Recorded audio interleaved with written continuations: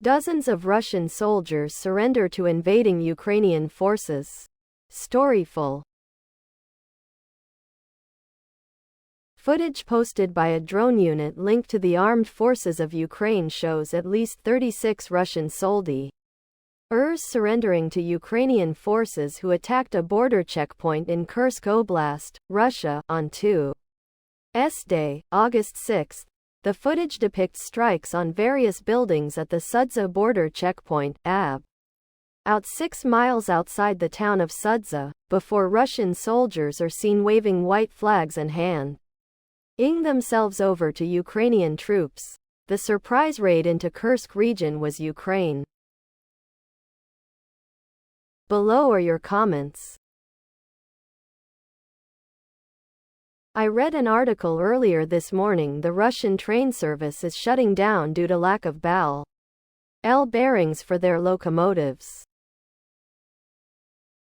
If that is true, then absent of Class 1, 3, and V getting to the front lines will result in those soldiers surrendering.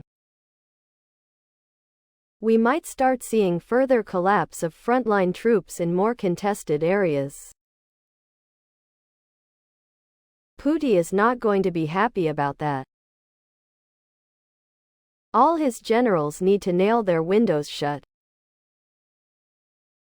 Congratulations to Vladimir Putin for taking Russia back to 1974.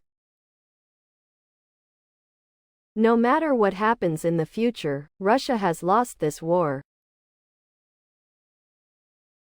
They achieved none of their goals, and this video is the most embarrassing thing we have seen about Russia since Chernobyl and their withdrawal from Afghanistan. You have to remember that Russia has a GDP of about $2.5 trillion. Ours is $28 trillion. Their per capita GDP is at $15,000.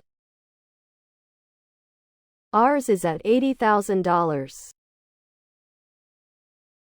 The GDP of California and Texas are each higher than Russia, whose economy is 12th in the world, about the same as Brazil. Oil is at 20% of their GDP. Without oil, they have nothing.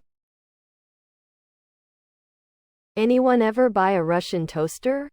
Their military budget is $90 billion a year, ours is $800 billion, and combined with NATO countries it is $1.3 trillion.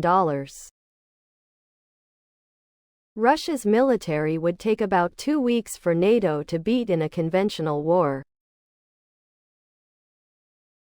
Without nukes, the war in Ukraine shows their only military strength is their ability to type propaganda, which they are very good at.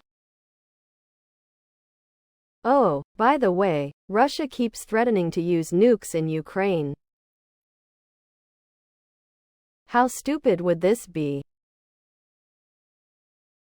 They want to conquer Ukraine and take its people, farmland and wealth, which they would not get if they contaminated the country.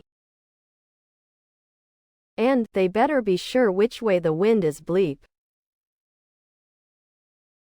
The sad part about taking Russian prisoners is you can't count on using their ammunition or food supplies because they haven't got any.